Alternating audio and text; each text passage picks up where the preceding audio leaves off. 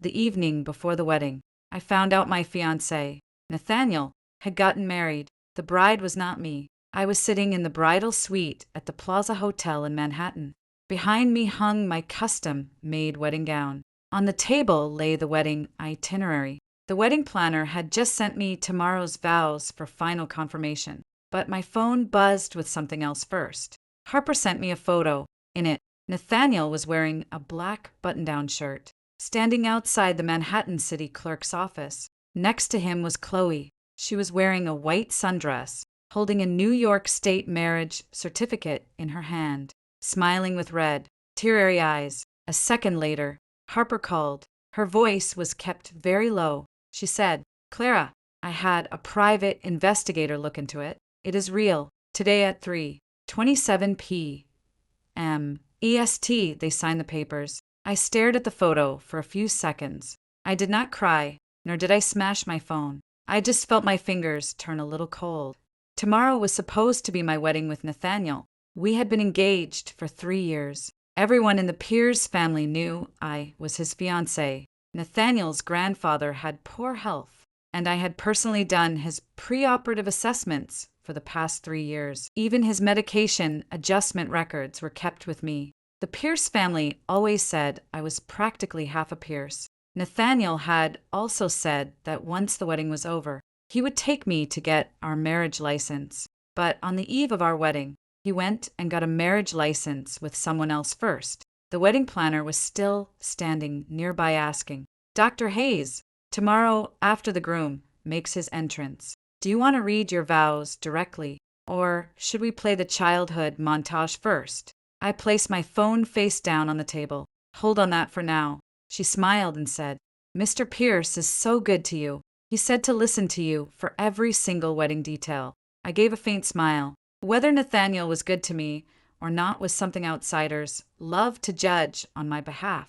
They saw him deliver flowers to me once when I was working the ER night shift. They saw him put a diamond necklace around my neck at my birthday dinner. They saw him call me Clara with such affection in front of Grandpa Pierce, and they assumed I was securely loved. No one knew that the bouquet was made of white roses, which were Chloe's favorite.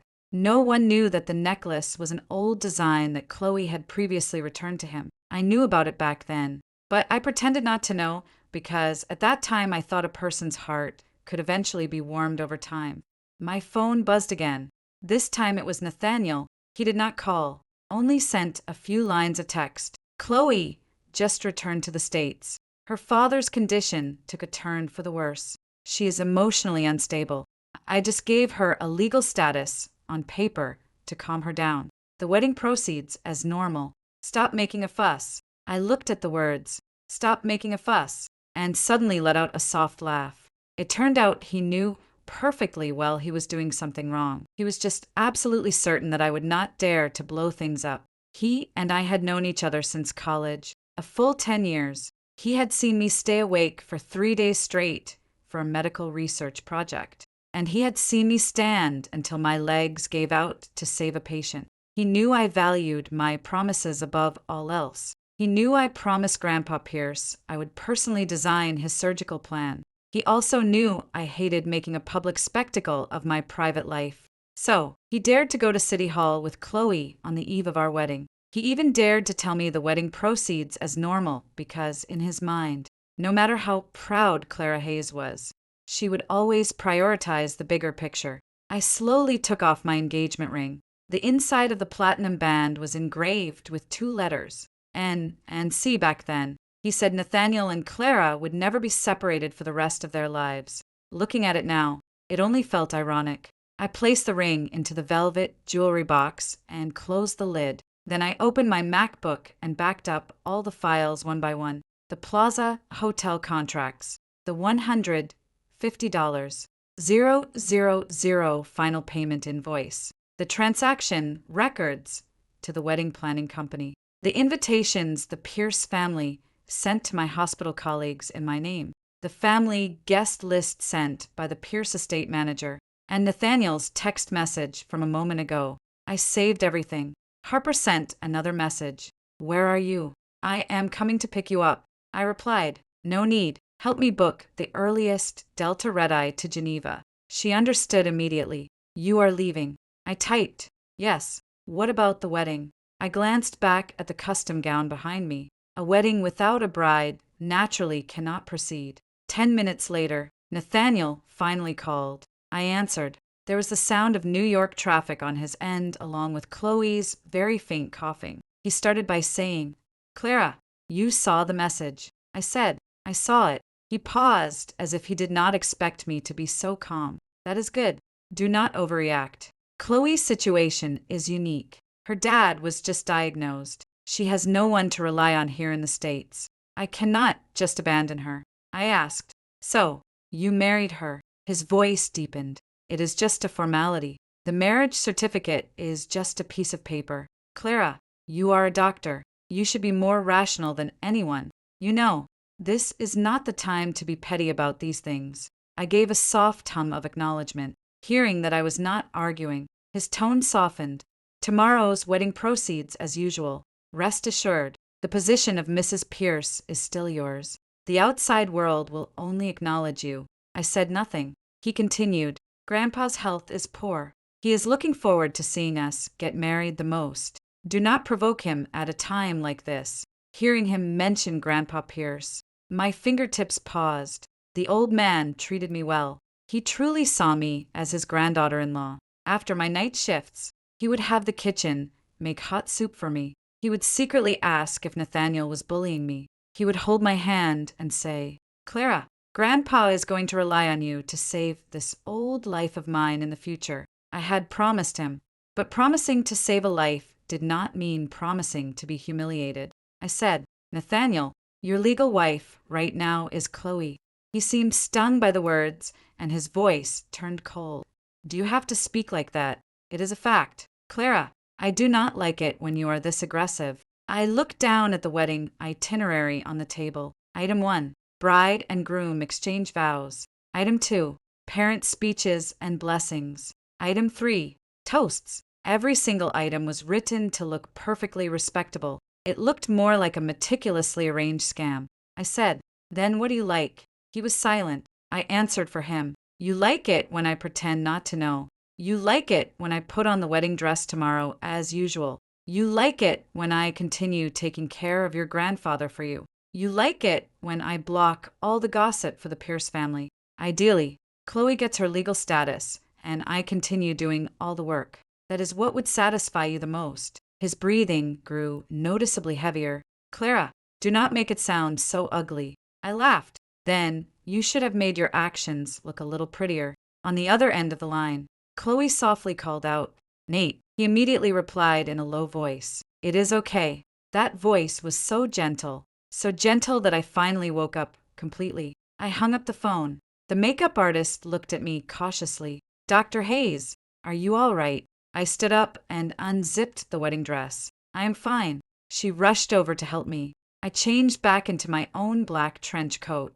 I picked up my bag and walked to the door, turning to look at the wedding dress one last time. It was very beautiful, but it did not belong to me anymore. The hotel manager chased after me. Dr. Hayes, we still need to confirm tomorrow's wedding flow. I handed him a business card. Halt the final payment. A Manhattan attorney will contact you regarding the follow-up. The manager froze, but Mr. Pierce's side said to consult his wife. I walked out of the hotel. The crisp autumn wind blew over, chilling me to the bone. In the parking lot, the black SUV Nathaniel had arranged was still waiting for me. Seeing me come out, the driver immediately opened the door. Dr. Hayes, Mr. Pierce asked me to take you back to the Tribeca penthouse. I had personally picked out that penthouse. The sofa, the dining table, the curtains, even the spare medical kit in Grandpa Pierce's room were all placed there by me. Thinking about it now felt like a joke.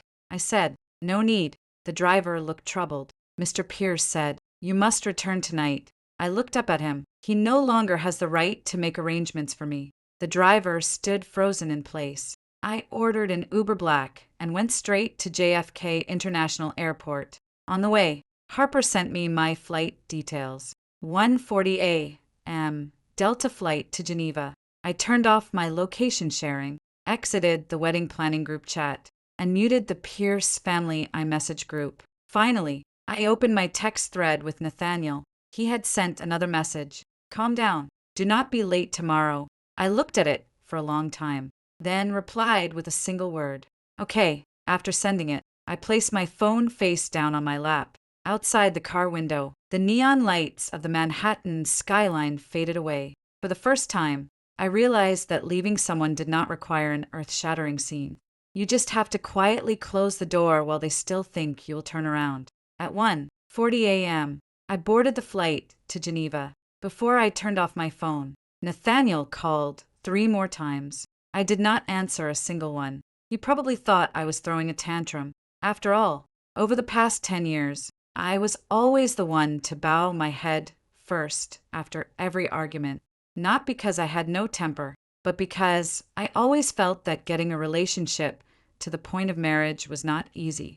Nathaniel had a cold personality, spoke little, and rarely wanted to explain things. I had made too many excuses for him. Chloe was his childhood regret. The Pierce family pressured him. Sometimes he was too busy with his Wall Street firm to check on me. His grandfather was in poor health, and being stuck in the middle was hard for him. I had been understanding toward everyone. The only person I never showed understanding for was myself.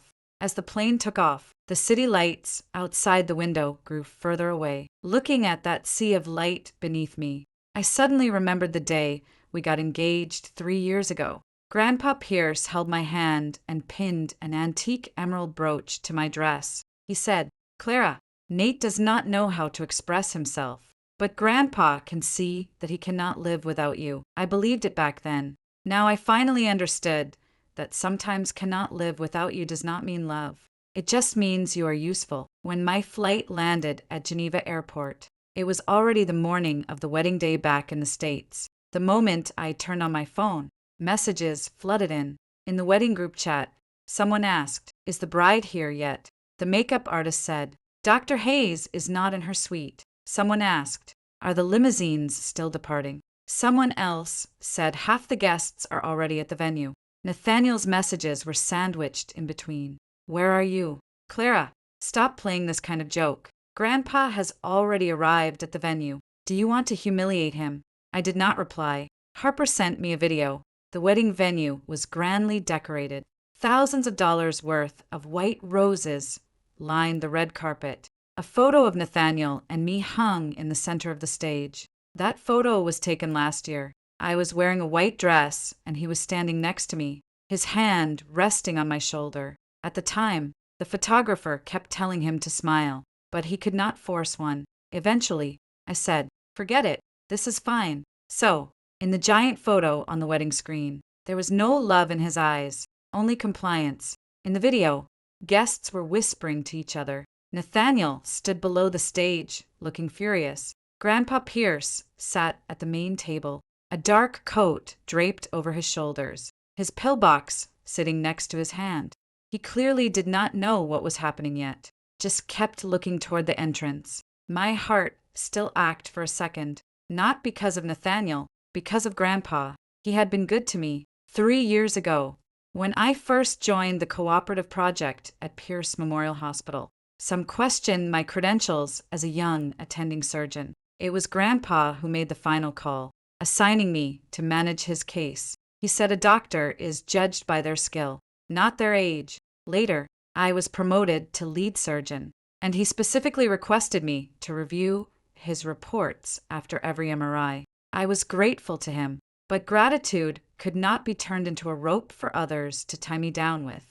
Harper sent another message. "Nathaniel is suppressing the news. He claims your flight was delayed and the wedding is postponed." I replied, "He still wants to go through with it." She replied, "He sent people to look for you at your Upper East Side apartment and he went to the penthouse." I let out a laugh. He finally realized I was not hiding in my room, waiting for him to coax me. Half an hour later, Nathaniel's call came through.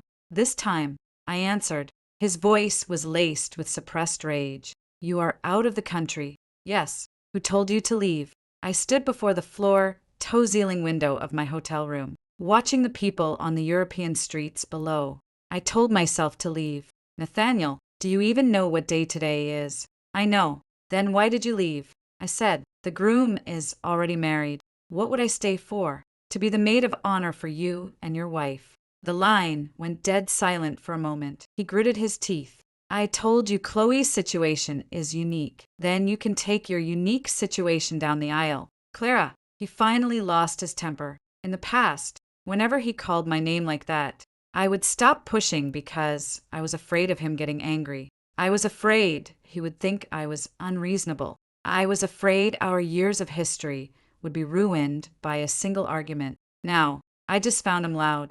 I said, Nathaniel, the wedding is Ken-led. He sneered. Do you think you can just cancel a $1 million wedding by yourself?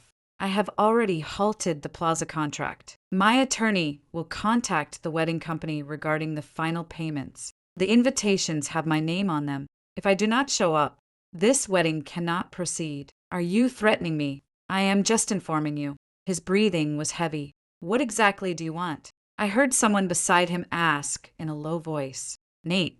Did Clara answer the phone? It was Chloe. She was actually at the wedding venue. I laughed. Perfect timing. Miss Sinclair is there. You two can just host your wedding reception while you are at it. Nathaniel's voice instantly turned icy. Do not drag her into this. Is she not your wife? Nathaniel, could you stop being so bitter? I cannot. I hung up. This time I was the one who hung up first. By the afternoon, the news stateside could no longer be contained. At the wedding venue, the bride never showed. The Pierce family publicly claimed a sudden illness, but some guests had snapped photos of Chloe sneaking into the venue through a side door. Someone else dug up the public registry photo of Nathaniel and Chloe at the city clerk's office. The New York social circles exploded. People were private messaging me. Clara, what is going on? I did not explain anything. I simply changed my Instagram settings to public and posted a photo of the streets of Geneva. The caption was a single line. On vacation. Do not disturb. 10 minutes later, Nathaniel liked the post, then unliked it. Half an hour later, the Pierce relatives started calling me. Nathaniel's aunt spoke aggressively. Clara, you are being too stubborn. Can't sing a massive wedding just like that. Where does that leave the Pierce family's reputation in New York? I asked. Did you know Nathaniel married Chloe at City Hall yesterday? She choked for a few seconds. Then she said, well, men make foolish mistakes. You and Nathaniel have been together for so many years. Why bicker with a woman who just got back to the country? I laughed. A foolish mistake. He navigated his way to City Hall pretty well for a foolish mistake. She grew defensive out of embarrassment. Stop being so sarcastic. Grandpa was so upset by you today that his blood pressure spiked. If you have a conscience, you will come back and apologize right now. My voice turned cold. You had better ask clearly exactly who made him unwell. I hung up. Then I blocked every single relative of the Pierce family. The world went quiet. That evening, I attended the International Cardiovascular Symposium I had originally planned to attend. I had scheduled this trip ages ago, but postponed it for the wedding. Now that there was no wedding, it was good not to waste the spot.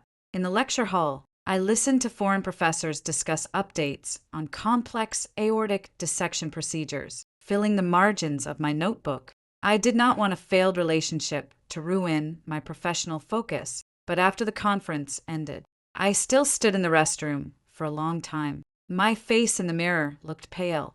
I washed my hands with cold water and told myself, Clara, do not look back. The next day, Harper sent me a photo. At the dining table of the Pierce estate in Westchester, Chloe was sitting in the seat I used to occupy. She wore a light-colored dress, her hair draped over her shoulders, and next to her plate was food Nathaniel had served her. The photo was sneakily taken by a younger cousin in the family. The caption was short, "The new Mrs. Pierce has taken her seat." I took one look and closed the image. That is fine. A vacant seat will always be filled, but they had better remember, a seat can be replaced, but responsibilities cannot.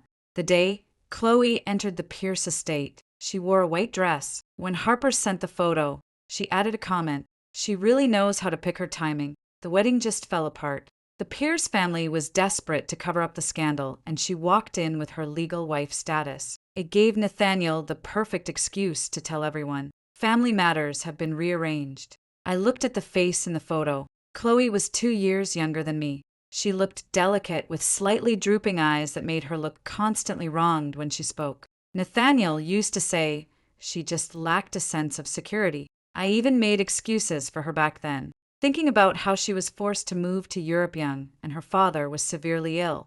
It really was not easy. Now I realized her lack of security was incredibly precise. Precise enough to demand a marriage license on the eve of my wedding. Precise enough to know Nathaniel could not be cruel to her. Precise enough to know that Clara Hayes would succumb to guilt tripping. Unfortunately for her, she miscalculated one thing. I had no intention of playing the understanding woman anymore. That night, Nathaniel sent me another message. Grandpa is asking where you went. I did not reply. He sent another. He is in poor health. You should at least let him know. I still did not reply. A few minutes later, Grandpa Pierce's FaceTime call came through. I stared at his name on the screen. My fingertips hovered, but eventually I answered. Grandpa was sitting in his study. He looked much worse than before, a blanket draped over his shoulders. Seeing me, he offered a small smile first. Clara, are you having fun? My throat tightened. Grandpa, he waved his hand dismissively. Do not listen to their nonsense. Young professionals work hard. It is good to go out and clear your mind. Looking at the exhaustion in his eyes, I suddenly realized he might already know some things, but he did not ask. He was preserving my dignity, and I could not lay all this ugliness bare while he was sick. I asked, have you been taking your medication on time? He smiled. I have. I had the butler tape the list you made me right to the wall 3 times a day. Who would dare forget? I smiled too. He fell silent for a few seconds, then suddenly asked, Clara, are you still coming back? The question was asked very softly. It did not sound like an elder asking a younger person, but rather an old man afraid of being left behind. My heart ached. Grandpa, I will return to the U.S., but not right now. He looked at me. Did Nate do something wrong? I did not answer immediately. Grandpa sighed. He is just like his father. When they are young, they always think they can have it both ways. It is only when they lose something that they realize the world does not offer such cheap bargains. I gripped my phone. Grandpa, please take care of your health. He nodded. You too, do not wrong yourself. After the call ended, I sat in my hotel room for a long time. It was raining outside. I suddenly remembered the night of my engagement when Grandpa secretly handed me a key. He said, this is the spare key to the study at the estate. If Nate ever makes you angry, come to Grandpa. Grandpa will have your back. I had kept that key all this time. It was still in my bag right now. I took it out, looked at it, and then tucked it into a different compartment. I acknowledged certain kindnesses, but I would no longer use my marriage to repay them. On the 3rd day, Chloe started posting on Instagram. She posted the estate garden. She posted the Pierce family's porcelain tea sets. She posted a photo of her hand wearing the antique emerald brooch. I recognized that brooch. Grandpa gave it to me on my engagement day. Later, Nathaniel said it was too valuable, and he was worried I would lose it at the hospital. So he told me to keep it in the Pierce family safe deposit box temporarily. Now, it was being worn by Chloe. The caption read, "It feels so good to be cherished by the elders." Harper was so furious, she called me directly. Does she have no shame? Grandpa gave that to you. I was oddly calm. Screenshot it and save it. I already saved it. You are not going to curse her out. Cursing her out will not achieve anything. Let her wear it for now. I closed my laptop. The happier she is wearing it, the harder she will fall later. Harper went silent for a few seconds. Understood. I will help you gather the evidence. Yes. And save all the official promotional graphics the Pierce family released for the wedding. Already saved. I continued attending my conference, listening to lectures during the day, organizing case files at night. I had always kept Grandpa Pierce's surgical plan on a HIPAA-compliant, encrypted drive. He was originally scheduled to have elective surgery a month after the wedding. It was not an emergency, but a planned procedure. I had been preparing for this surgery for nearly a year. His condition was highly complex. a tricky aortic aneurysm coupled with coronary artery disease. It was not that no one else in the country could do it, but the only person who truly understood his complete medical history and the exact risk points was me. I had originally promised him I would personally schedule it after the wedding. Now the situation had changed. I would never gamble with a patient's life out of spite, but I would also never again let the Pies family dictate my actions under the guise of being their granddaughter-in-law. I kept those two things very strictly separated. On the fourth day, Nathaniel sent an email. The subject was, "Stop causing a scene." The content was even more ridiculous. He said canceling the wedding had a massive impact on both families' reputations in Wall Street circles. He demanded I return to the States immediately to explain to our relatives that the wedding was postponed due to my personal health issues. He also assured me that Chloe would not threaten my position. The final sentence read, "Grandpa trusts you the most. Do not let him down." I printed the email as a PDF, saved it, and replied, "Please resolve your legal marital status first. Do not contact me regarding anything else." 5 minutes later, he called. I did not answer. He kept calling, and I kept declining. By the 17th call, I blocked his number. The world was quiet again, but the quiet only lasted 2 days. On the 7th day, just before dawn, I was woken up by a call from an unknown number. It was the emergency department at Pierce Memorial. The ER attending spoke rapidly. "Dr. Hayes, I apologize for the interruption. Mr. Pierce, Sr. has suffered sudden chest and back pain. CT scans indicate an acute aortic dissection. The situation is critical. We saw that you handled his complete pre-op assessment. We would like to request an urgent remote consultation." I bolted upright and sent the scans to the encrypted channel immediately. The other side breathed a sigh of relief. "Thank you. Also, the family hopes you can return to the States immediately as the lead surgeon." I glanced at the dark sky outside my window. Save his life first. Do not wait for me. But after evaluating, the chief of surgery believes the patient's condition is too complex and the surgical risk is extremely high. Dr. Sterling said, "You are the one who understands the surgical plan best." I got out of bed and opened my laptop. Put Dr. Sterling on the line. Soon Dr. Sterling's voice came through. He was the head of cardiac surgery at Pierce Memorial and my mentor Clara. "The situation is bad." He skipped the pleasantries. "The dissection tear has expanded beyond the previous assessment. The old man's baseline is poor. If we follow the standard route for reconstruction during the operation, the risk is incredibly high. You prepped a backup plan previously." Correct. The plan is in your hands." He paused. "Nathaniel is standing right next to me. He says to put you on the phone." I stared at the loading scans on my screen. I am not speaking to him. Dr. Sterling fell silent for a few seconds. He did not try to persuade me. "Let me look at the scans first. Get online so we can sync." I said, "Okay," but the very next second, my phone buzzed again. Another unknown number. I answered and Nathaniel's voice came through. For the first time, his arrogant composure was gone. "Clara, Grandpa is in critical condition. I am looking at the scans. I need you to come back." It was not a request, but a command.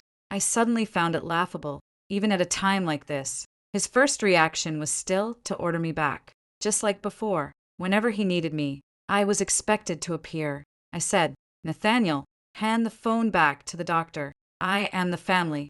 You are not a doctor." He suppressed his anger. "Now is not the time to throw a tantrum with me." My voice was perfectly steady. "I am in a medical consultation. Then book a flight right now." "Nathaniel," I paused. "You should be looking for your wife right now." The other end went dead silent. A few seconds later, he gritted his teeth. "Clara, do you really have to say things like that at a time like this?" I sneered. "What? Does your new wife only handle signing marriage papers, but not saving lives?" After I said that, the silence on his end was terrifying. It took several seconds before Nathaniel finally spoke. "Clara, Grandpa is in resuscitation, which is why I am looking at the scans." "Then why are you deliberately provoking me?" I almost laughed out loud. "He married someone else." expected me to play the bride at our $1 million wedding to save his family's face, and treated my years of dedication as a given. Now that his grandfather was dying, he somehow felt he was the one being provoked. I said, I am not provoking you. I am just reminding you of the facts. The fact is Grandpa needs you. The fact is also that I am not a member of the Pierce family. His breathing hitched. On the other end, there was movement, the background noise of rushed footsteps and medical monitors. Then I heard a young fellow say, Mr. Pierce, please confirm the surgical consent form immediately. Dr. Sterling says, Dr. Hayes's plan requires the family to fully understand the risks. Nathaniel lowered his voice. Clara, send the plan over. I said, I will send it to the hospital, not to you. You are the family. You can sign the consent, but you cannot bypass medical protocol. Do you have to be this cold? I looked at the scans on my computer. The aortic tear was indeed severe. The old man had multiple underlying conditions. Delaying even a minute increased the risk. I did not want to waste time with Nathaniel. Give the phone to Dr. Sterling. Nathaniel did not move. My voice turned freezing cold. If you delay this for another 30 seconds, the one who pays for it is your grandfather. That sentence finally woke him up. The phone was quickly passed to Dr. Sterling. We began reviewing the scans together. The tear is here. I zoomed in on the image. The standard route is too risky. The backup plan requires clamping the proximal end first, then doing a segmented reconstruction. Who is in the hospital right now? Dr. Sterling listed a few names. I made a rapid assessment. They can stabilize him, but I need to be the lead surgeon. He said, Can you make it back? Earliest flight. I will have my team contact the Medevac airline channel if commercial is too slow. No need for the Pierce family to arrange it. Have the hospital issue a formal consultation invitation. I am returning strictly as a doctor. Dr. Sterling understood my meaning. All right. He paused, lowering his voice. Clara, it is a mess out here. The ER attending just now didn't know about you and the Pierce family. And right in front of Chloe, he said, only Mr. Pierce's wife can perform this surgery. My fingers paused. Chloe is there. Yes. She held up her New York marriage certificate and said, She is Mrs. Pierce. I gave a faint smirk. Then let her do it. Dr. Sterlingside. Don't speak out of anger. I am not speaking out of anger. Isn't she Mrs. Pierce? Let her shoulder the responsibilities of Mrs. Pierce. Dr. Sterling fell silent for a few seconds. Clara, the patient is the patient. I closed my eyes. I know that is why I am coming back. But I will not return as Nathaniel's fiancé, and I certainly will not return as the Pierce family's granddaughter-in-law. Understood. I uploaded the backup plan to the hospital's encrypted system. The file name was clearly written. Emergency Surgical Plan for Arthur Pierce. Acute dissection provided by Dr. Clara Hayes for medical team use only. It was not internal Pierce family data. It was not a private favor from a relative. It was a doctor's duty to a patient. After the upload was complete, I booked my ticket out of Geneva immediately. Harper was woken up by my call. Her first reaction was to curse them out. They actually have the nerve to come looking for you. I packed my passport and IDs while saying, Grandpa is in critical condition. I have to go back. She panicked. Clara, I am not stopping you from saving a life. I am just afraid that once you go back, they will use this favor to trap you again. So, I need you to do a few things for me. Tell me, first, compile Nathaniel and Chloe's city, clerk marriage record, the wedding invitations, and Chloe's Instagram, post with the brooch into a timeline. Done. Second, contact Attorney Miller. Prepare a formal notice to break off the engagement and a demand for a financial settlement. Include the $150, 000 wedding losses, reputation damages, and a demand that the Pierce family issue a public clarification regarding their unauthorized use of my name. Understood. Third, when I return to New York, you stay by my side the entire time. Do not let any member of the Pierce family meet with me alone. Harper's voice steadied. Relax. I've got it. Before hanging up, she asked, Can you really stay calm on the operating table? I zipped up my suitcase. Yes. A doctor's most basic skill is leaving personal emotions outside the O doors, but the debts outside the O, I will settle them one by one. On the flight back to New York, I did not sleep. I repeatedly reviewed Grandpa's medical history, modifying contingency plans for sudden intraoperative complications. Nathaniel's calls kept coming. Unknown numbers, his executive assistant's number, his relatives' numbers, one after another. I declined them all. By the time we were about to land at JFK, the missed call count was at 999. When that number popped up, I stared at the screen for 2 seconds. 999 calls. He finally knew how to panic, but he was panicking over his grandfather's life, his family's reputation in Manhattan, and losing me because I was the most useful person to him. He was not panicking over losing me.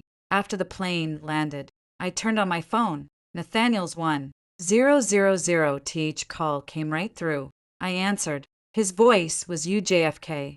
I will send a car to pick you up. No need. Clara, stop acting out right now. I stopped walking.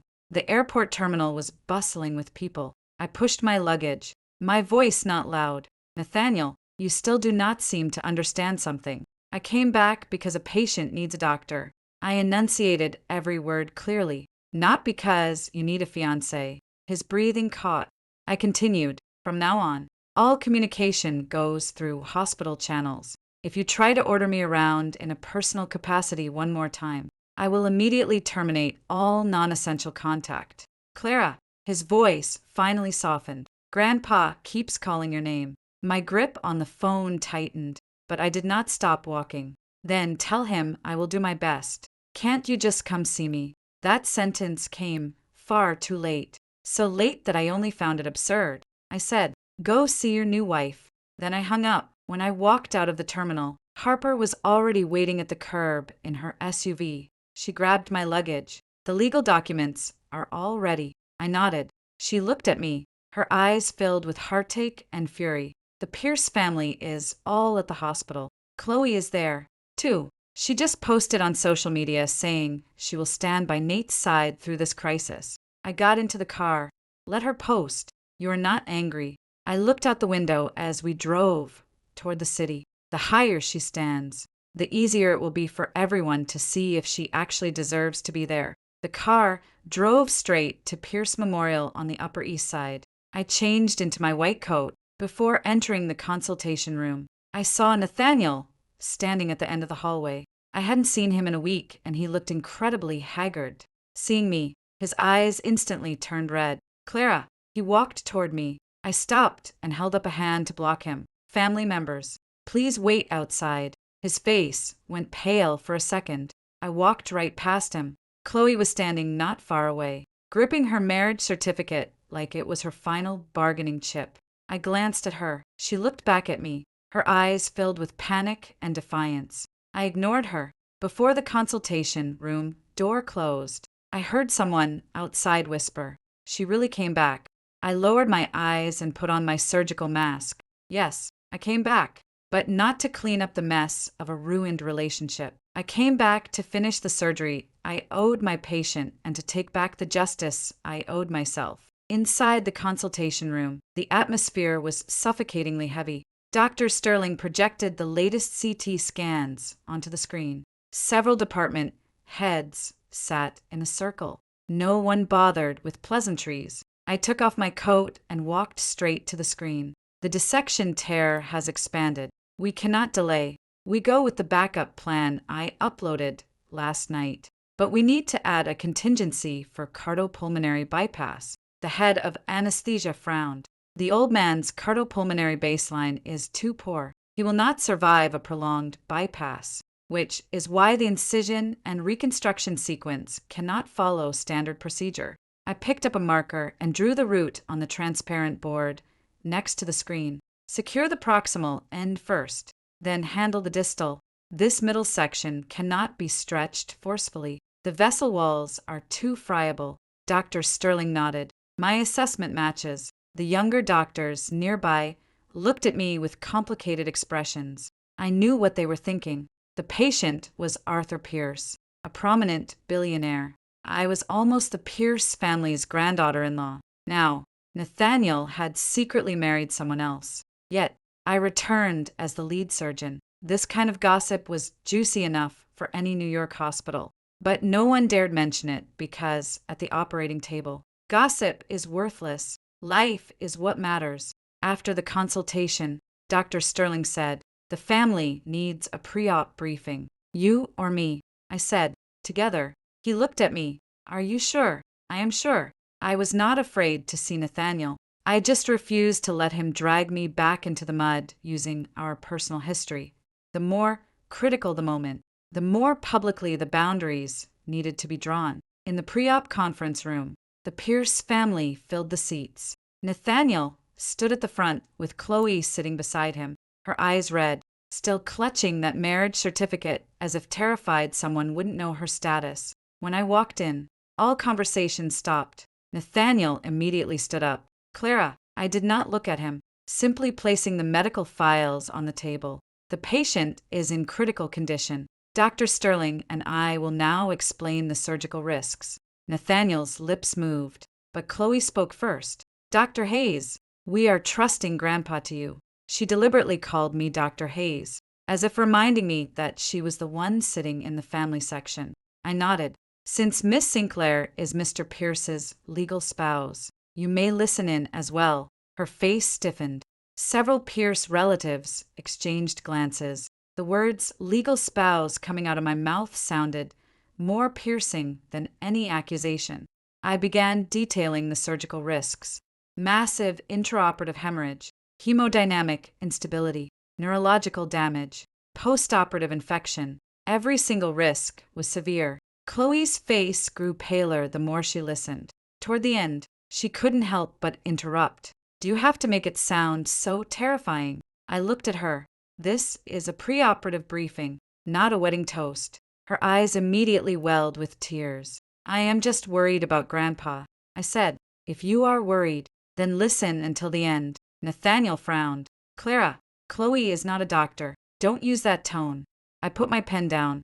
"Mr. Pierce, I am the lead surgeon right now. If the family cannot handle professional communication, you may step outside to calm down." Nathaniel choked on his words. The room grew even quieter. I finished explaining all the risks and pushed the consent form forward. "This requires a signature from an immediate family member. Is the patient's son present?" Nathaniel's father immediately stepped forward. His expression was heavy, his hand trembling badly. But Chloe suddenly reached out and pinned the document down. "I am family, too. Can I sign it?" The moment she said that, the Pierce family's expressions changed. Arthur Pierce's own son was standing right there. Why was a newly registered granddaughter-in-law trying to snatch the signature? I looked at her. "Legally, you are Nathaniel's wife. You are not Arthur Pierce's primary medical proxy, unless authorized by immediate family. You cannot bypass the patient's children under New York state law." Chloe's hand froze in midair. Nathaniel muttered, "Chloe, stop causing trouble." A flash of humiliation crossed her eyes.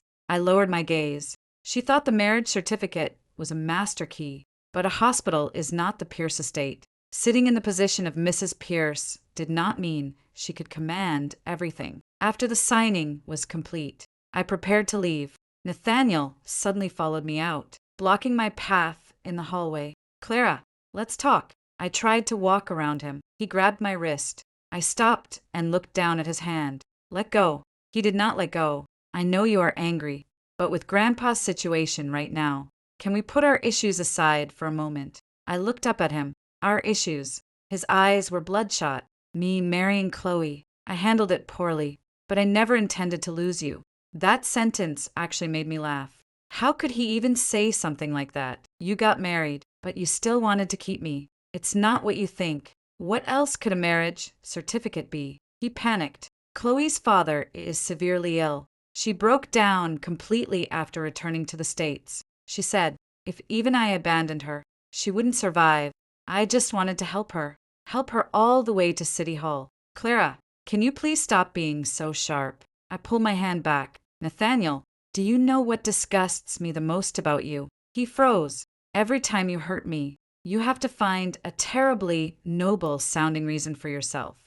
I took a step forward, looking him dead in the eyes. Chloe is pitiful, so you had to marry her. Grandpa is dying, so I must come back. The Pierce family cannot lose face in Manhattan, so the wedding must proceed. You put everyone else ahead of me and then demand that I be the understanding one. His Adam's apple bobbed. I didn't. I cut him off. You did. His face went pale. Chloe, standing not far away, heard our conversation and hurried over. Dr. Hayes, you can blame me, but please don't blame Nate. It's all my fault. I was just too scared. I looked at her. Her tears fell quickly. I just wanted a family. I said, then, happy newlywed life to you. Her expression stiffened. I continued, since you have a family now, take good care of your husband. Don't let him keep bothering his ex-fiancé. Chloe's fragile facade almost shattered.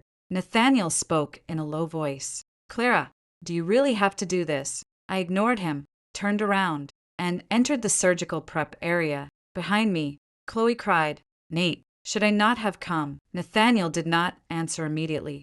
In the past, he would have comforted her right away. This time, he was silent. I knew the cracks had already begun to form, but that was not enough.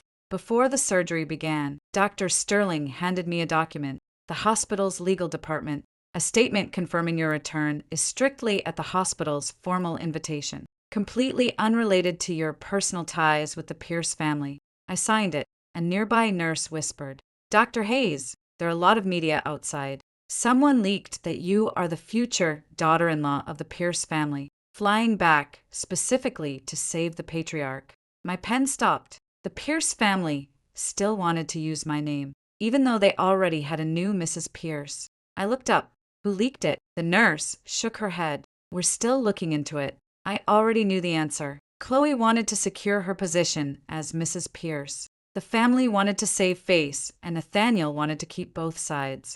So, their best solution was to continue blurring my identity. I took out my phone and posted a public statement on X and Instagram. I, Dr. Clara Hayes, have returned to New York solely to accept a formal medical consultation invitation from Pierce Memorial Hospital. I am participating in this treatment strictly in my capacity as a physician. I currently have no marital or engagement relationship with Mr. Nathaniel Pierce. Please cease the dissemination of false titles. After posting it, I turned off my phone outside the O.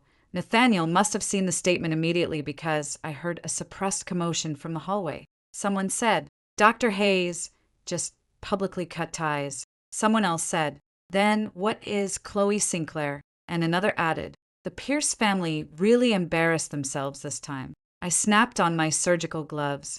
Dr. Sterling looked at me. Ready. I nodded. Ready. The surgical lights turned on. I walked to the operating table. In that moment, the crying, arguments, betrayals, and lies outside were entirely shut out. My hands saved lives. My heart let go of people. The two did not conflict. The surgery lasted 8 hours. Midway through, the blood loss exceeded our estimates. The vessel walls were as fragile as wet paper.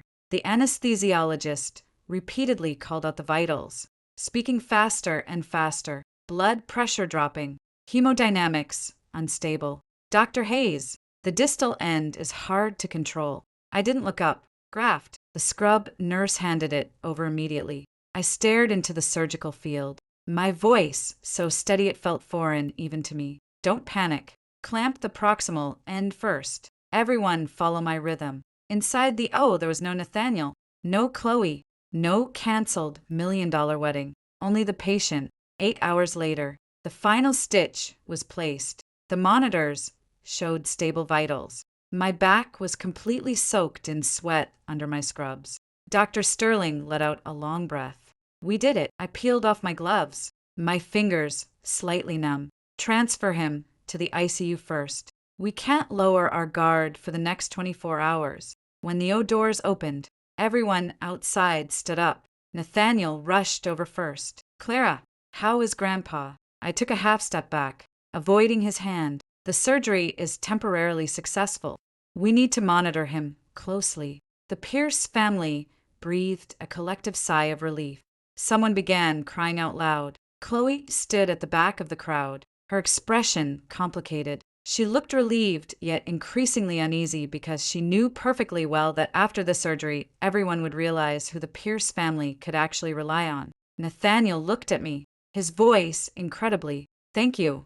I nodded. Thank the hospital team. Clara, I cut him off. The patient is not entirely out of the woods yet. Family members, please don't crowd the hallway. With that, I turned to go scrub out. Only when the water washed over my wrists did I notice the crescent-shaped marks my fingernails had dug into my palms. Not out of fear, but because I had held on for too long. Harper was waiting for me in the break room. She handed me a hot Starbucks coffee. Looking at my pale face, her eyes instantly going red. You are insane. 8 hours. I took the coffee, my hand still shaking slightly. The patient's condition was complex. She lowered her voice. It's complex outside, too. I looked up. She handed me her phone. The internet is exploding. First, someone leaked that I had fled my wedding, then that I flew back to save the Pierce patriarch. Immediately after, my public statement was widely shared. Then, someone dug up Nathaniel and Chloe's New York City clerk registration, timestamp the day before the wedding. The narrative flipped instantly. So, Dr. Hayes got cheated on the eve of her wedding. The groom got married, and he still expected her to put on the dress. Even more absurdly, when the grandfather is dying, they still beg the ex-fiancé to save him. Isn't Chloe the legal wife? Why look for Dr. Hayes when a life is on the line? I finished reading it without much emotion. Harper said, Chloe's side has gone completely silent. Nathaniel's assistant contacted me, asking me to persuade you to delete the statement. I laughed. Why doesn't he ask me himself? You blocked him. Oh, Harper laughed. Too. Serves him right. I took a sip of the black coffee. It was terribly bitter, but it woke me up. I rested for barely 10 minutes before Nathaniel finally tracked me down. He stood at the door of the break room, not daring to step inside. Harper stood up first. Mr. Pierce, this is a doctor's break area. He kept his eyes on me. I just need to say a few words. I put the coffee down. Speak. His Adam's apple bobbed. Can you take down the statement for now? Grandpa just finished surgery. The public backlash is massive. It will affect his recovery. I looked up at him. He was always like this. Every time he opened his mouth, he used someone else as a shield. Before it was Chloe. Now it was Grandpa. Which part of my statement was false? He was silent. I kept pushing. Are you and I legally married? No. Are we still engaged? His voice dropped. Not currently. No. I laughed. Nathaniel, the second you signed that paper with someone else, we were done. His face palled. I never agreed to be done. I looked at him suddenly, feeling deeply exhausted. Whether you agree or not doesn't matter. He took a step forward. Clara, I know you hate me, but Grandpa needs stability, and the Pierce family needs time to handle this. Is it just our family's problem? Do you have to be this ruthless? I stood up. After an 8-hour surgery, my body was exhausted, but my mind was crystal clear. Who is being ruthless? I unlocked my phone and held the photo of the marriage certificate right in front of his face. The day before the wedding, you and Chloe went to City Hall. I swiped to his text message. I just gave her a legal status. The wedding proceeds as normal. Stop making a fuss. I asked, did I force you to send this? His face turned ashen. At the time, you thought I would tolerate it. I finished his sentence for him. You thought I loved you, respected your grandfather, and cared about the Pierce family's reputation. So you figured you could plunge a knife into my heart and then demand I put on a wedding dress to cover up the blood. Nathaniel's eyes turned red. No, that's not it. I put my phone away. Nathaniel, stop trying to make yourself look like the good guy. Harper scoffed. Mr. Pierce, what you should be doing right now is going back and managing your new wife. She was just in the hallway accepting sympathy from your relatives, saying, Dr. Hayes misunderstood and will eventually come around. Nathaniel whipped his head toward her. Harper hit play on an audio recording. Chloe's fragile voice drifted out. I really didn't want to hurt Clara, but you can't force love. The person Nate truly loves has always been me. I understand why she is angry right now. When Grandpa recovers, I will personally apologize to her. Someone asked, but what about the wedding? Chloe whispered. I will listen to Nate, as long as Clara is willing to step away gracefully. I won't fight her. The recording stopped. The break room was piercingly silent. Nathaniel looked sick. I smiled. Did you hear that? Your new wife understands the situation much better than you do. He clenched his fists. That is not what she meant. Harper rolled her eyes. She practically spelled it out, and you're still translating for her. Mr. Pierce, you really are the perfect mark for a scam. Nathaniel ignored her, only looking at me. Clara, just give me a little more time. I asked time to do what? Handle Chloe, and then what? He didn't speak. I spoke for him, and then expect me to keep waiting for you. Wait for you to divorce. Wait for you to explain.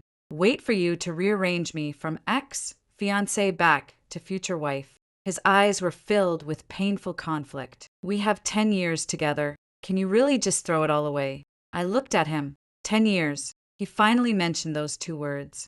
Unfortunately, it was too late. Nathaniel, 10 years is not a get-out-of-jail-free card. My voice was very light. 10 years was the opportunity one gave you. He stood frozen, pinned in place by those words.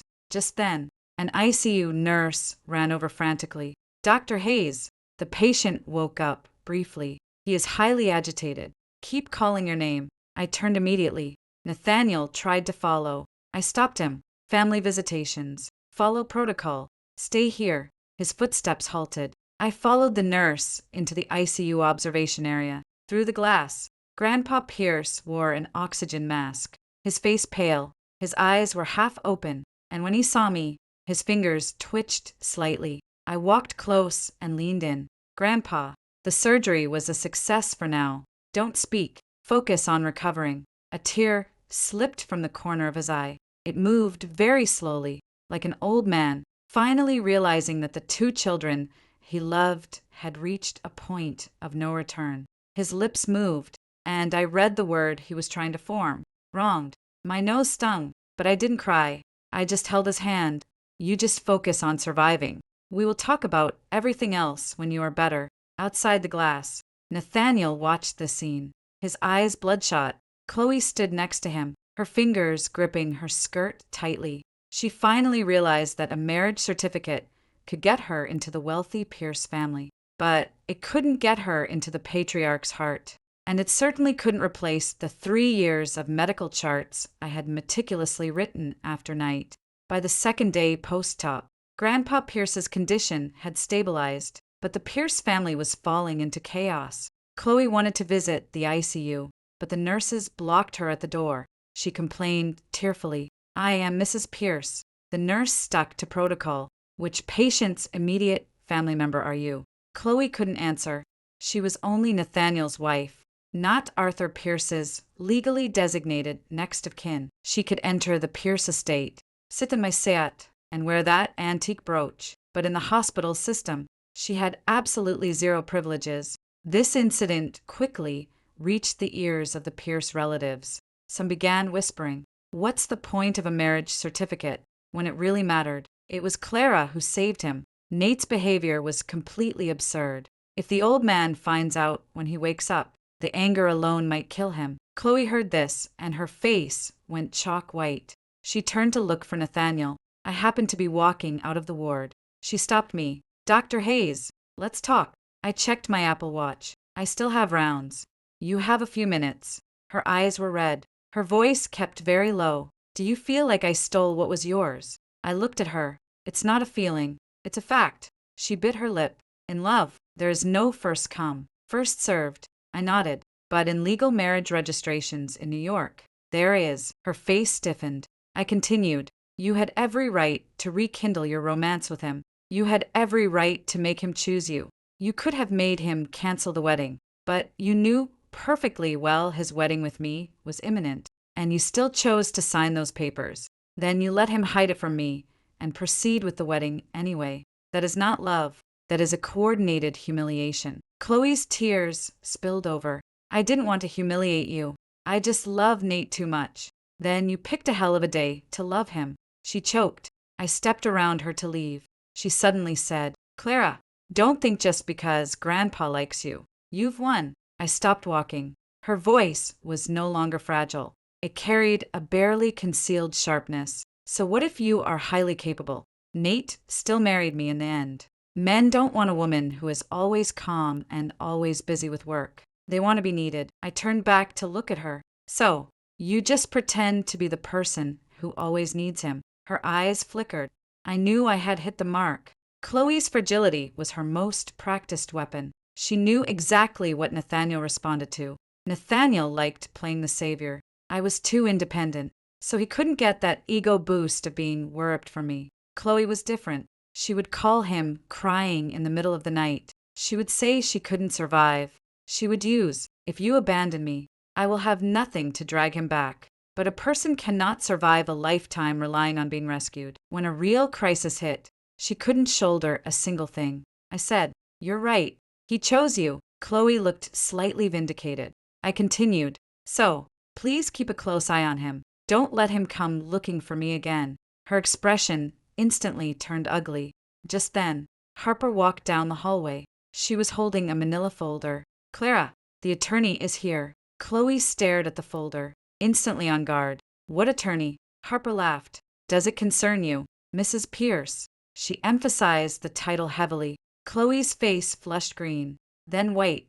We ignored her and walked straight into the conference room. Attorney Miller was highly recommended by Harper. He placed the prepared documents in front of me. "Dr. Hayes, the notice to break the engagement and the financial settlement demand have been drafted. This covers the $150, 000 wedding contract penalties, hotel cancellation fees, your personal reputation damages, and holding the Pierce family liable for continuing to use your name in public communications without authorization." I flipped through it. Add a clause demanding the return of the antique emerald brooch. The lawyer nodded. This was an engagement token gifted by Mr. Pierce, Sr. Yes, I have the video and chat records from that day. Harper handed over the evidence. In the video, Grandpa Pierce personally pinned the brooch to my dress, saying, "This is for Clara. Nobody can take it." The lawyer reviewed it. "No problem." As we were speaking, the door was pushed open. Nathaniel stood at the entrance. His gaze fell on the legal documents. "You are really taking legal action." I looked up. "Is there a problem? Do we really have to escalate things to this point?" I put the documents down. "When you and Chloe signed those papers, didn't you realize things had already reached this point?" His face went pale. Attorney Miller tactfully stood up. "I will step outside." Harper stood up too, but didn't go far, standing right outside the door. The conference room was left to just me and Nathaniel. He looked at me, his voice exhausted. "Grandpa just woke up. Handing these over now. Isn't that too cruel?" I laughed. "I spent 8 hours saving his life, and you call me cruel." He closed his eyes. "That's not what I meant." "Then what did you mean?" He was silent for a long time. I just want you to give me a little time." That phrase again. I was sick of hearing it. "You want time. I gave it to you." I pulled out my phone and scrolled through our old messages. The night Chloe returned to the U.S. Her flight just landed. "I'm going to pick her up. Go to sleep early." The night Chloe had stomach pains. "She has no one to look after her. I'm taking her to the ER. Don't overthink it." On the anniversary of our engagement, Chloe's father is doing worse. I can't make it tonight. Every single time. He told me not to overthink it. Every single time. I truly didn't press the issue. I pushed the phone toward him. "Nathaniel, I didn't leave you suddenly. I was pushed away by you, step by step." He looked at those messages, the pain in his eyes deepening. "I thought you understood me. I understood you for 10 years, and I don't want to understand you anymore." He looked up at me. "And what about Grandpa? You don't want him either." That finally made my expression turn cold. "Do not use your grandfather to guilt trip me." Nathaniel's voice grew. "He truly loves you, which is why I saved him." I looked at him, enunciating every word. "But I am not going to marry you just because of him." It was as if all the strength had been drained from him. Long after, he said quietly, "What if I divorce Chloe?" I looked at him calmly. "That is between you two. You really won't give me a single chance." "No chances." His eyes turned red. "Why?" I gave a small smile. "Because I refused to be the backup plan for your mistakes." The moment those words fell, an argument broke out outside the door. Chloe's voice pierced through. I didn't force Nate. He wanted to marry me. A Pierce relative sneered. You didn't force him. Then why did you drag him to City Hall the day before his wedding? You knew perfectly well he was marrying Clara the next day, and you still posted your marriage certificate online to hint at it. Do you think we are all blind? Chloe's crying could be heard. I was just too terrified of losing him. Nathaniel stood up abruptly. I didn't move. Harper pushed the door open, a cold smile on her face. Clara, Chloe, and the Pierce family are fighting. Oh, and she just let something slip. I asked. Slipped what? Harper handed me her phone. In the recording, Chloe cried hysterically. If I didn't make him sign the papers the moment the wedding was over, he would have truly belonged to Clara. What else was I supposed to do? The conference room fell dead silent. Nathaniel's face drained of color bit by bit. I looked at him. Did you hear that clearly? His lips moved, but he couldn't form a single word. I took the phone back, and you thought she needed saving. I stood up and picked up the legal documents. In reality, she just figured out much earlier than I did that you are incredibly easy to manipulate. After Chloe's slip of the tongue, the Pierce family's attitude changed completely. Previously, some felt sorry for her, thought I was too rigid, and believed matters of the heart were complicated. Since Nathaniel had already married her, they felt I should just bow out gracefully. But when they heard Chloe admit she intentionally forced Nathaniel into signing the papers right before the wedding, all sympathy turned to disgust. Nathaniel's aunt was the first to explode. You knew Grandpa's health was failing, and you specifically chose the day before the wedding to cause a scene. Were you hoping to throw the Pierce family into complete chaos? Chloe hid behind Nathaniel, crying. I didn't. I just love him too much. That line used to be her shield. Now it was useless. Grandpa Pierce was still in the ICU. The Pierce family had nearly lost their patriarch because of this farce. Loving him too much wasn't going to save her. Nathaniel stood rooted to the spot, looking grim, but this time he didn't immediately move to protect her. Chloe sensed his hesitation and cried harder. Nate, are you blaming me, too? Nathaniel stared at her for a long time. Why did you choose the day before the wedding? Chloe froze. She probably hadn't expected him to ask that. I was just scared. Scared of what?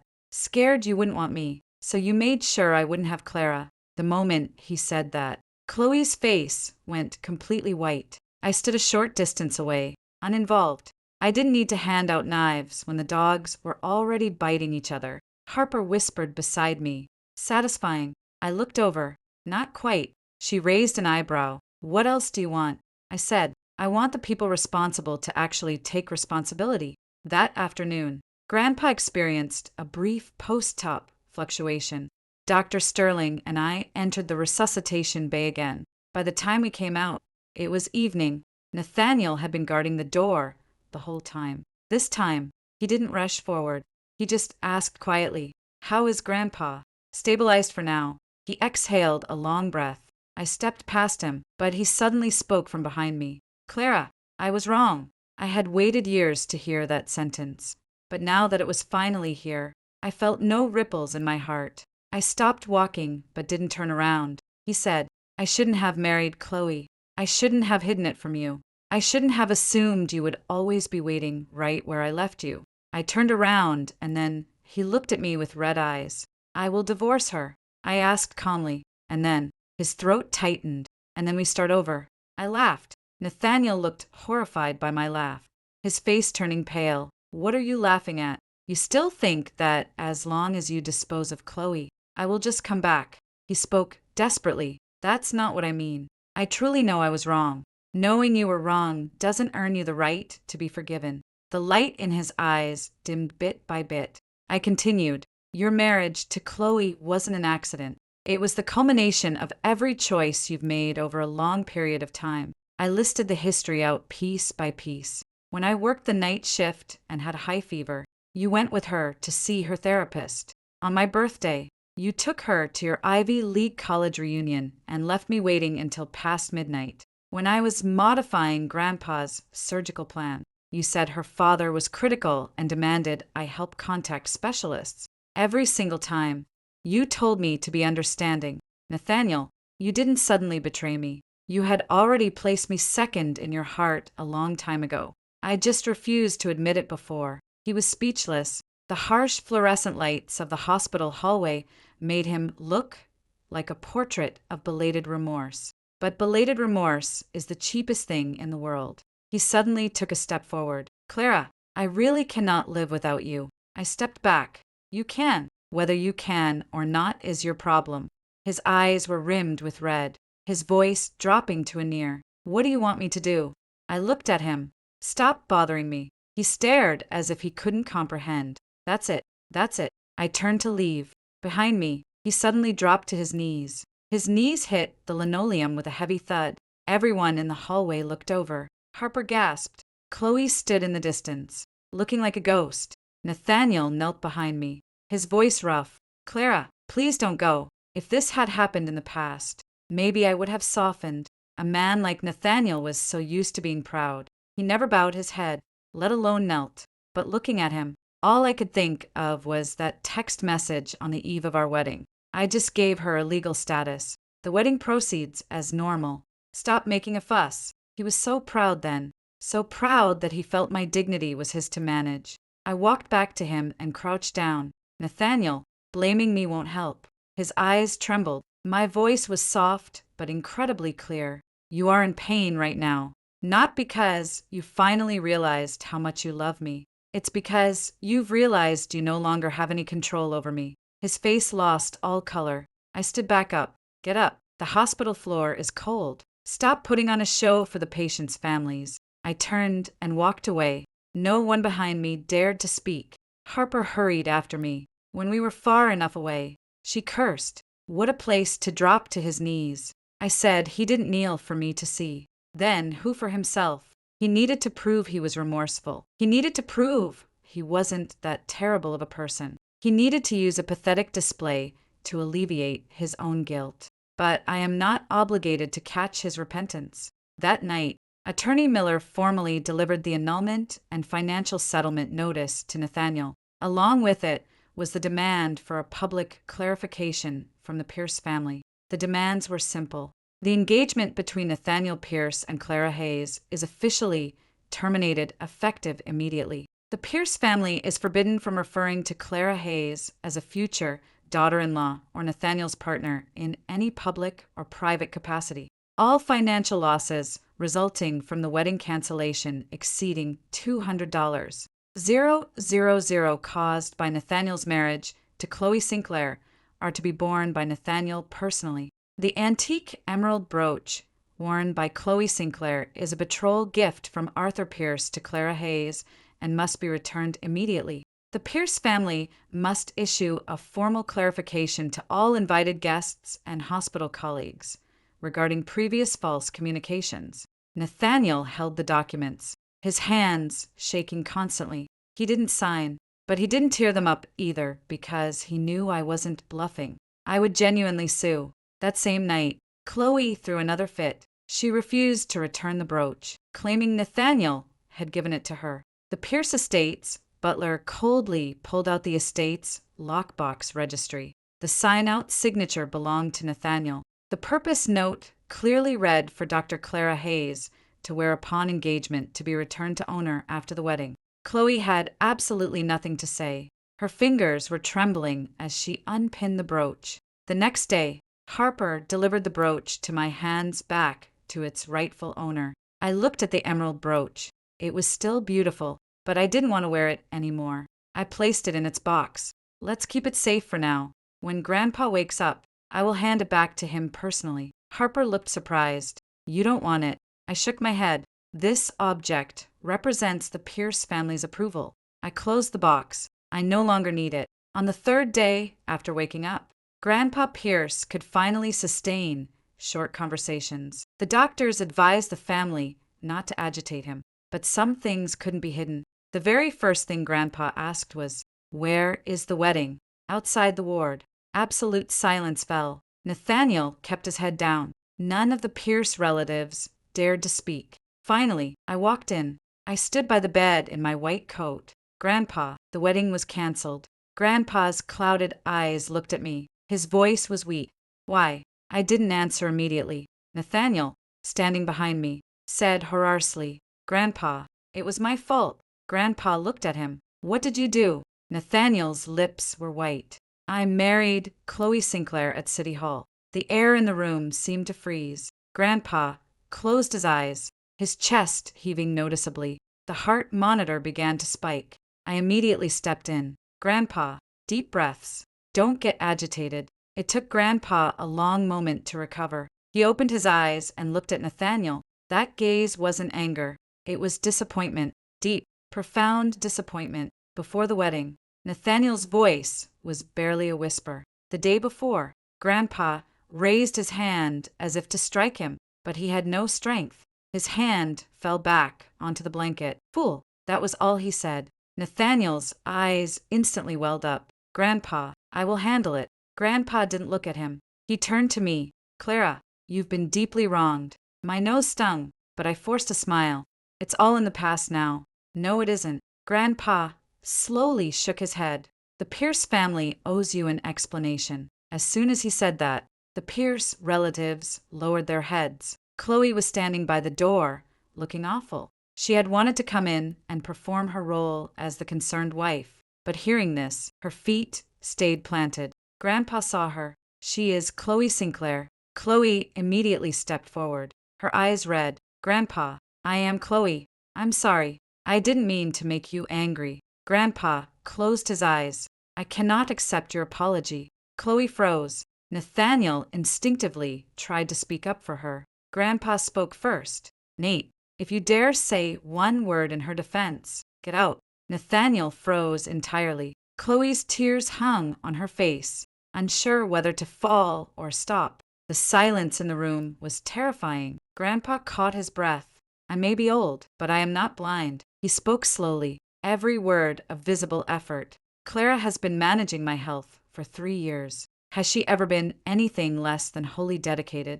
After being so degraded by you two right before her wedding, she still came back to save my life. Which one of you has the face to stand in front of her? Nathaniel kept his head bowed. Grandpa, don't call me that.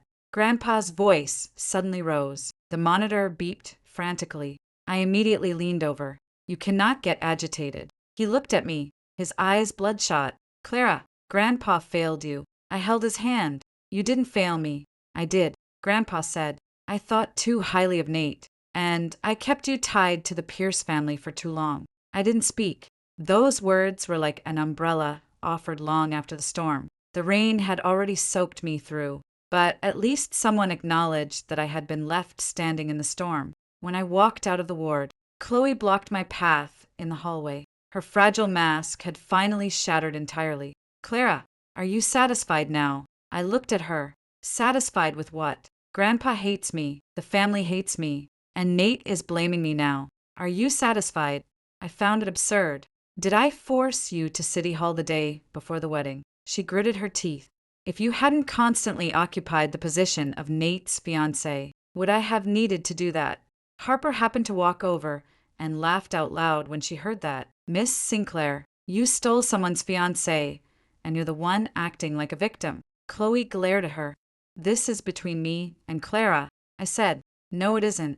She stared. I handed my phone to her. On the screen was the timeline Attorney Miller had compiled. Day 1 of her return. Nathaniel picks her up at JFK. Day 3. She messages late at night saying her father is critical. Day 5. She has Nathaniel accompany her to the hospital. Day 10. She texts Nathaniel, if you really love me, prove it. The day before the wedding. If you marry me tomorrow, I will disappear forever. Then the New York City clerk registration. Every single step had a screenshot. Chloe's face grew whiter and whiter. You investigated me. You weren't exactly subtle. She reached out, trying to snatch the phone. Harper blocked her. Don't bother. It's already backed up. Chloe was breathing rapidly. What do you want? I pulled the phone back. It's not about what I want. It's about you taking responsibility for what you've done. She suddenly laughed. The sound shrill. Responsibility. Take responsibility for what? Nate loves me. He was willing to marry me. No matter how much evidence you have. You can't change the fact that he chose me. I nodded. True. He chose you. I looked at her. So now everyone in the Pierce family is going to know exactly what kind of person he chose. Chloe's expression shifted. She was finally starting to feel afraid. She thought she was just stealing a man. She hadn't realized she was also inheriting the responsibilities, the gossip, the family scrutiny, a critically ill patriarch, and a massive mess. She thought being Mrs. Pierce was a halo. She didn't realize it was also a bullseye. That evening, Attorney Miller formerly served Chloe with a cease and desist, demanding she stop spreading false rumors regarding my identity and engagement and demanding the physical return of the brooch. At the same time, Harper handed me an audio recording of a phone call between Chloe and a friend. Clara is too hard to deal with. If she didn't come back to save the old man, the Pierce family would have cursed her out. Since she did come back, Nate just feels like he owes me because I got yelled at. The friend asked, "Weren't you afraid the old man might actually die?" Chloe was silent for 2 seconds. The Pierce hospital has so many doctors. He wouldn't actually die. Right. Hearing that, I turned off the recording. Harper was pale with anger. Is she even human?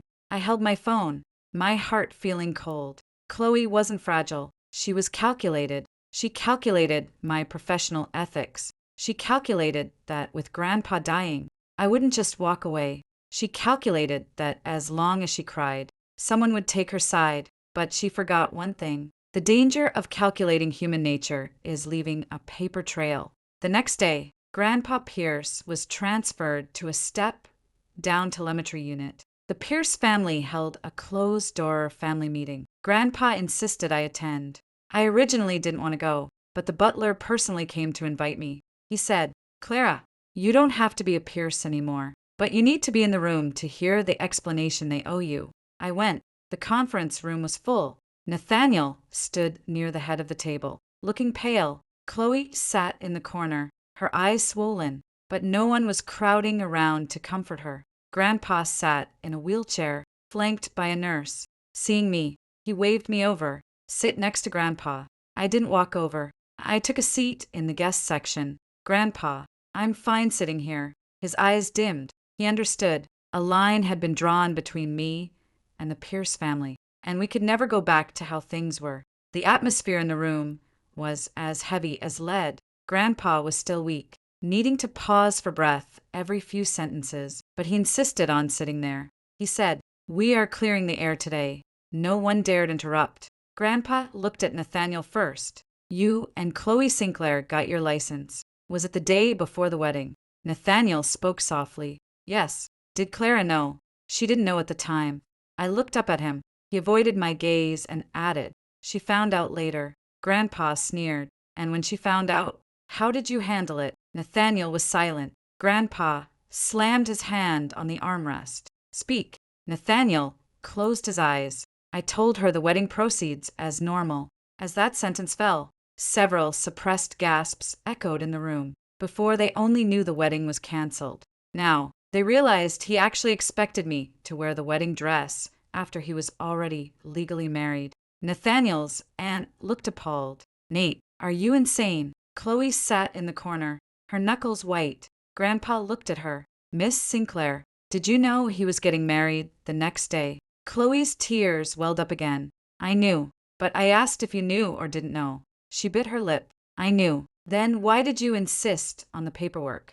Chloe cried. "I just love Nate too much. I was afraid of losing him." Grandpa stared at her, his eyes frigid. "Love is not an excuse to harm others." Her face turned chalky. Grandpa turned back to Nathaniel. "She was afraid of losing you. So, you decided Clara should lose her dignity." Nathaniel's voice was wrecked. "Grandpa, I was wrong. That is not the only thing you were wrong about." Grandpa signaled the butler to bring out a folder. "Do you even remember how much Clara has done for this family over the years?" The butler placed the file on the table. I saw the table of contents and paused slightly. It was everything I had done for Grandpa. Medical history summaries, follow-up schedules, medication adjustment logs, specialist consultation grids, and pages of records where Pierce relatives had used my connections to get appointments, consults, and hospital transfers across New York. Page after page, a thick stack, Grandpa said. These were never things Clara owed the Pierce family. It is the Pierce family that owes her. The room was completely silent. In the past, I never expected anything in return for doing these things. I just got used to it, used to being on call, used to explaining medical charts, used to sacrificing my rest days to contact specialists for them. I got so used to it that eventually they forgot to say thank you. Grandpa looked at me. Clara, thank you for your hard work all these years. My heart stirred slightly, but only slightly. Grandpa, what's past is past. No, he shook his head. Debts must be settled. He had the butler continue reading. During the wedding prep, the Pierce family invited my medical colleagues under my name. After Nathaniel's secret marriage, the family continued calling me the future daughter-in-law. After the wedding was canceled, relatives harassed and blamed me. Chloe publicly paraded my engagement token. Every single incident was laid out on the table. Nathaniel grew paler by the second. Chloe couldn't even force out tears anymore. Grandpa said Clara's legal demands are accepted in full. All financial losses are Nathaniel's personal responsibility. The public clarification will be issued today. Nathaniel snapped his head up. Grandpa, there's more. Grandpa didn't look at him. Effective today, you are suspended from all duties at the Pierce Medical Foundation. Your father will step in as interim director. Nathaniel froze completely. The Pierce Medical Foundation was his core resource. It was the foundation of his power in the family's enterprise. Grandpa's words publicly stripped him of his authority. Chloe's expression completely collapsed. She finally realized Nathaniel wasn't an omnipotent shield. He could lose everything because of her. Nathaniel spoke quietly.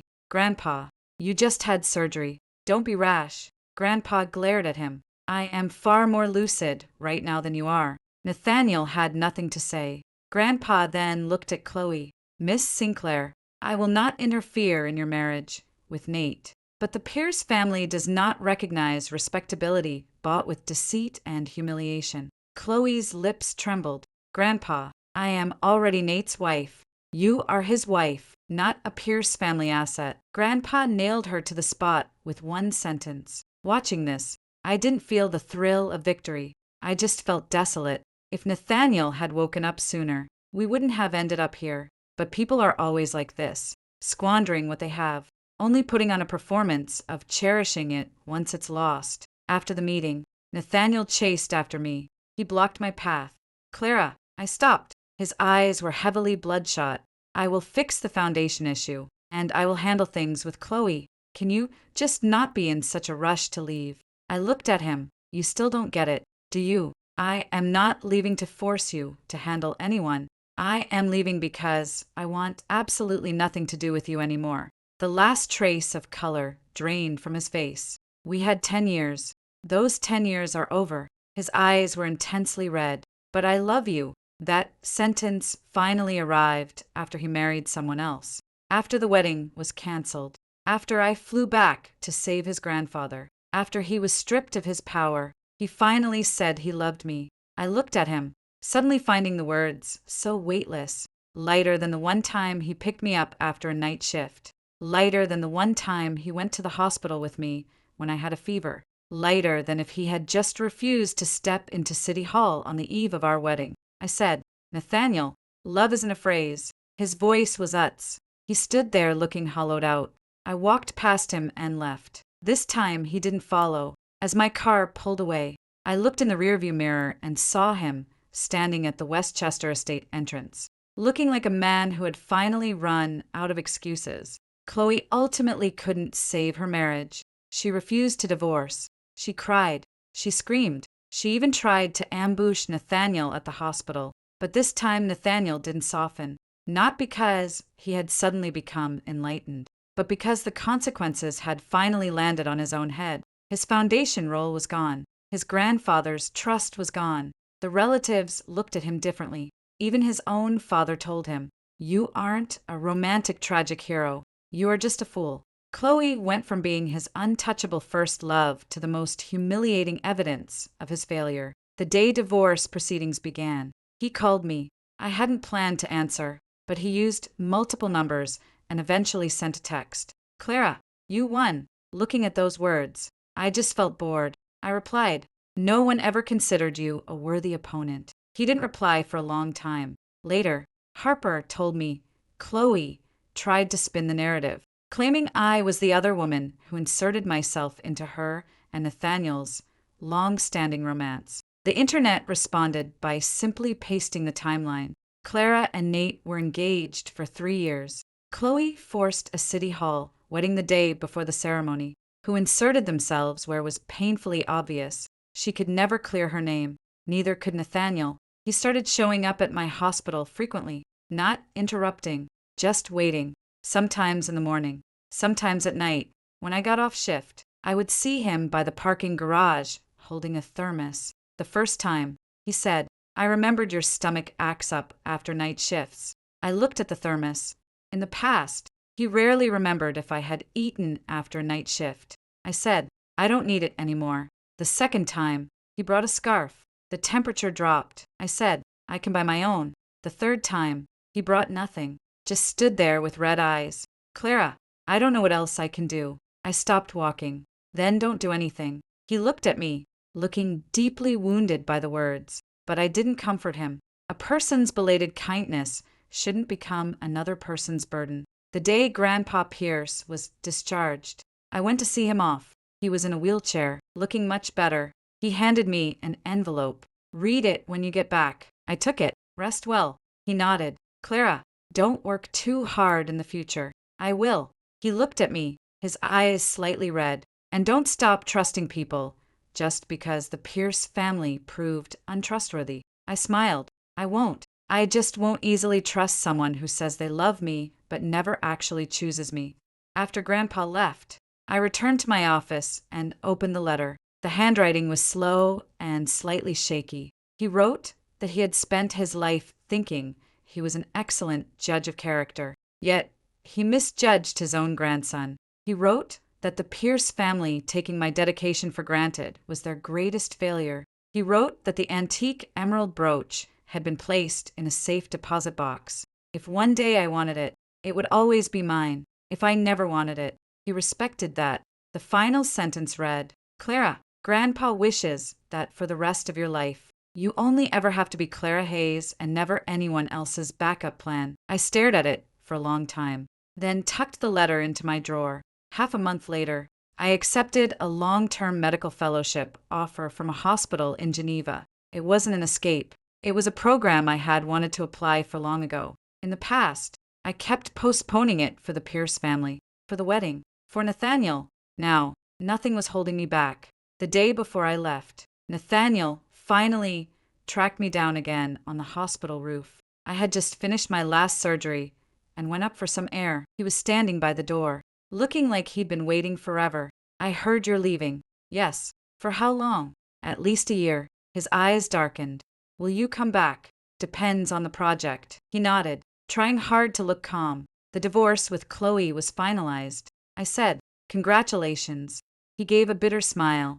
Do you truly not care about me at all anymore? I looked out at the Manhattan skyline. I used to care.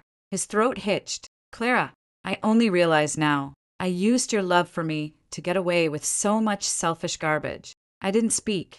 He continued, I thought you would never leave. I thought you were so rational, so understanding, always prioritizing the big picture. I thought that as long as I turned around, you would still be right there. The wind blew past, carrying the chill of early winter. I said, and that is why I left. His eyes turned red. Can you really not give me one more chance? He finally forced the question out. I turned to look at him. Nathaniel had lost so much weight. The arrogant man who was always so certain I would compromise was now left with nothing but misery in his eyes. But I felt no thrill of revenge nor any impulse to look back. I just knew with absolute clarity I didn't want him anymore. I cannot. He closed his eyes. Why? Because I do not love you anymore. The words were perfectly calm. No hatred, no spite, no vengeance. But Nathaniel looked as if he had been struck hard. He stared at me and tears finally fell. Clara, I cut him off. Nathaniel, you might meet someone else in the future. When you do, Don't mistake their understanding nature as permission to hurt them, he said hoarsely. And what about you? I smiled. I am going to be perfectly fine. With that, I turned and walked off the roof. There were no footsteps behind me. He finally didn't chase after me. The next day, my flight departed the city. Before takeoff, Harper texted me, "Text me when you land and don't go getting a soft heart." I replied, "I won't." She sent a thumbs up emoji. I smiled. Right before I switched to airplane mode, Nathaniel sent one final message. "Clara, I am sorry. I wish you freedom." I looked at it for a few seconds. I did not reply. I switched my phone to airplane mode. Outside the window, the clouds rolled, sunlight piercing through the gaps. I suddenly remembered the eve of my wedding, sitting in the bridal suite, taking off my ring, my fingers turning cold. At the time, I thought I had lost a wedding. Later, I realized I had only lost a relationship that was draining me dry. What I gained was the chance to be myself again. My hands saved Grandpa Pierce's life, and my hands personally let go of Nathaniel. I don't regret either.